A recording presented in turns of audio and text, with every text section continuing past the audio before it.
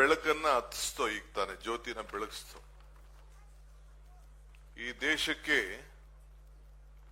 ಪ್ರಜಾಪ್ರಭುತ್ವದ ವ್ಯವಸ್ಥೆಯಲ್ಲಿ ಬಾಬಾ ಸಾಹೇಬ್ ಅಂಬೇಡ್ಕರ್ ಅವರು ಕೊಟ್ಟಂತ ಸಂವಿಧಾನವೇ ಈ ದೇಶಕ್ಕೆ ಒಂದು ಬೆಳಕು ಅಂತೇಳಿ ನಾನು ಭಾವಿಸಿಕೊಂಡಿದ್ದೇನೆ. ಅಂಬೇಡ್ಕರ್ ಅವರು ಅಸಮಾನತೆಗೆ ನಿವಾರಣೆಗೆ ಪಟ್ಟಂತ ಶ್ರಮ, ಭೇದ ಭಾವವನ್ನ ಹೋಗಲಾಡಿಸಿ ಕಾಂಗ್ರೆಸ್ ಪಕ್ಷ ಅವರಿಗೆ ಜವಾಬ್ದಾರಿಯನ್ನು ಕೊಟ್ಟು,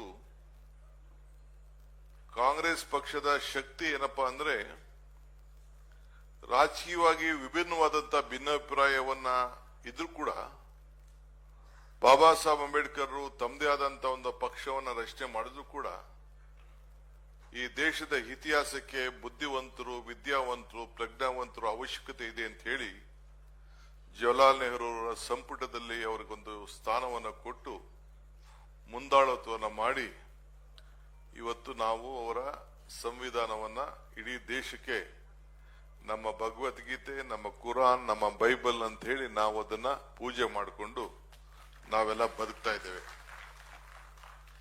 ವಿದ್ಯಾವಂತರಾಗಿರಿ, ಸಂಘಟರಾಗಿರಿ, ಹೋರಾಟವನ್ನು ಮಾಡಿ ಎಂದು ಕರೆಯನ್ನ ನೀಡಿದ ಮಾತ್ರ ಅಲ್ಲ.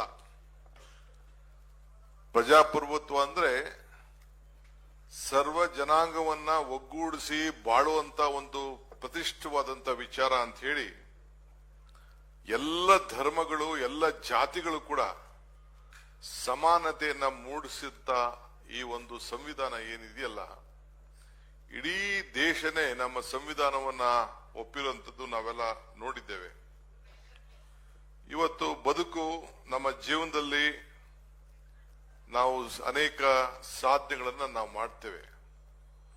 ನಾವು ಸಾಧನೆ ಮಾಡೋದು ಮುಖ್ಯ ಅಲ್ಲ, ನಮ್ಕಿನ್ನ ಬೇರೆ ಜನ ಯಾವ ರೀತಿ ಸಾಧನೆಯನ್ನ ಮಾಡಿ ಅವ್ರ ಅಭಿವೃದ್ಧಿಯನ್ನ ಪಡ್ಕೊಂಡಿದ್ದಾರೆ ಅನ್ನೋದೇ ಅಂಬೇಡ್ಕರ್ ಅವರ ವಿಚಾರ ಮತ್ತು ಚಿಂತನೆ. ಈ ದೇಶದಲ್ಲಿ ನಾವೆಲ್ಲ ರಾಜಕಾರಣ ಮಾಡ್ತಾ ಇದ್ದೇವೆ. ರಿಸರ್ವೇಶನ್ ಸಿಕ್ಕಿದೆ, ಬಹಳ ಜನ ದೊಡ್ಡ ದೊಡ್ಡ ನಾಯಕರುಗಳಾಗಿದ್ದಾರೆ, ರಿಸರ್ವೇಶನ್ ಪಡ್ಕೊಂಡಿದ್ದಾರೆ. ರಿಸರ್ವೇಶನ್ ಅಲ್ಲಿ ನಾಯಕರಾಗಿದ್ದು ಮುಖ್ಯ ಅಲ್ಲ, ಆ ಜನಾಂಗವನ್ನ ನಾವು ಯಾವ ರೀತಿ ನೊಂದ ಜನಾಂಗವನ್ನ ಮೇಲ್ಕೆತ್ತಿದ್ದೇವೆ. ನಮಗೆ ಕೊಟ್ಟಂತ ಈ ಅವಕಾಶವನ್ನ, ಈ ರಿಸರ್ವೇಶನ್ ಇಂದ ನಾಯಕರಾಗಿದ್ದಕ್ಕೆ ನಮ್ಮನ್ನ ನಂಬಿಂದ ಈ ಸಮಾಜಕ್ಕೆ ನಾವು ಎಷ್ಟು ಮಟ್ಟಕ್ಕೆ ನಮ್ಮಿಂದ ಅನುಕೂಲವನ್ನ ಮಾಡಿಕೊಟ್ಟಿದ್ದೇವೆ ಅನ್ನೋದು ನಮಗೆ ಬಹಳ ಮುಖ್ಯ. ಆ ದೃಷ್ಟಿಯಲ್ಲೇ ಇವತ್ತು ನಮ್ಮ ಕೆಲಸ ಇವತ್ತು ನಡೀತಾ ಇದೆ. ನಮ್ಮಿಂದ ಎಷ್ಟು ಜನ ಸುಖಿಗಳಾಗಿದ್ದಾರೆ, ಶಾಂತಿಯಿಂದ ಬದುಕ್ತಾ ಇದ್ದಾರೆ, ಸಂತಸಿದ್ದ ಇದ್ದಾರೆ ಅನ್ನೋದು ಕೂಡ ಬಹಳ ಮುಖ್ಯ. ಅಂಬೇಡ್ಕರ್ ಅವ್ರ ಕಡೆ ಒಂದು ಮಾತು ಹೇಳ್ತಾರೆ, ಇತಿಹಾಸ ಮರ್ತವನು ಇತಿಹಾಸವನ್ನ ಸೃಷ್ಟಿ ಮಾಡಲಿಕ್ಕೆ ಸಾಧ್ಯ ಇಲ್ಲ ಅಂತ ಹೇಳಿ ಅಂಬೇಡ್ಕರ್ ಅವರು ಹೇಳಿದ್ದಾರೆ. ಈಗ ನಾವು ಕೂಡ ಮಹಾತ್ಮ ಗಾಂಧೀಜಿಯವ್ರನ್ನ ಈ ದೇಶದ ಮಹಾತ್ಮ ಅಂತ ಹೇಳಿ ನಾವು ಯಾವುದೋ ಅಧಿಕಾರಕ್ಕೆ ಅವರು ಆಸೆ ಪಟ್ಟವರಲ್ಲ ಅಂತ ಹೇಳಿ ಪ್ರತಿ ಊರಿನಲ್ಲಿ ಅವರ ಪ್ರತಿಮೆಗಳನ್ನ ನೋಡ್ತೇವೆ, ಹೆಸರುಗಳನ್ನ ನೋಡ್ತೀವಿ. ಅದೇ ರೀತಿಯಲ್ಲಿ ಇವತ್ತು ಇಡೀ ದೇಶದ ಉದ್ಗಲಕ್ಕೂ ಕೂಡ ಯಾವ ಬೇಕಾದಷ್ಟು ದೇವರುಗಳನ್ನ ನಾವೆಲ್ಲ ಕಾಣ್ತಾ ಇದ್ದೇವೆ, ದೇವರುಗಳನ್ನ, ಮೂರ್ತಿಗಳನ್ನ ನಾವು ನೋಡ್ತಾ ಇದ್ದೇವೆ. ಆದ್ರೆ ಒಬ್ಬ ವ್ಯಕ್ತಿ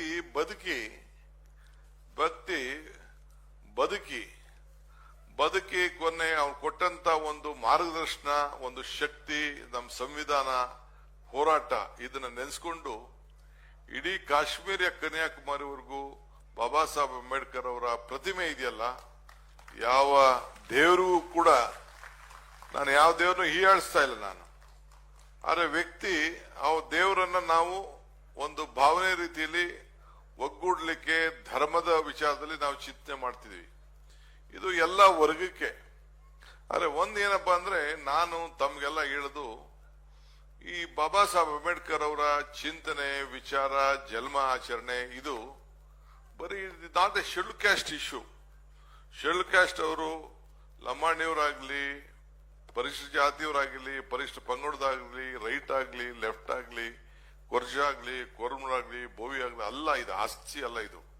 ಇಡೀ ದೇಶಕ್ಕೆ ಎಲ್ಲ ವರ್ಗಕ್ಕೂ ಕೂಡ ಬದ್ಧತೆ ನ್ಯಾಯವನ್ನ ಕೊಟ್ಟಂತ ಧ್ವನಿಯನ್ನ ಕೊಟ್ಟಂತ ಒಬ್ಬ ಧೀಮಂತ ನಾಯಕರು ಅಂತ ಹೇಳ್ಕೊಳ್ಳಿಕ್ಕೆ ನನಗೆ ಬಹಳ ಸಂತೋಷ ಆಗ್ತದೆ.